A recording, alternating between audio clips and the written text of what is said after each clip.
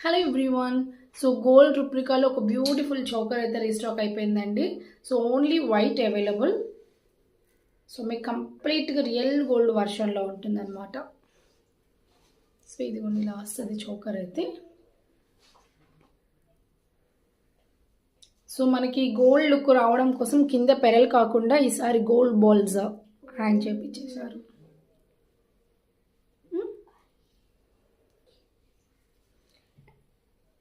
And with ear rings, ఒక మంచి లక్ష్మీ అమ్మవారు వస్తుంది ఇయర్ రింగ్స్. ఓకేనా? సో ఒక ఫుల్ సెట్ అండ్ బడ్జెట్ రేంజ్లో వచ్చేసింది ప్రైస్ కూడా.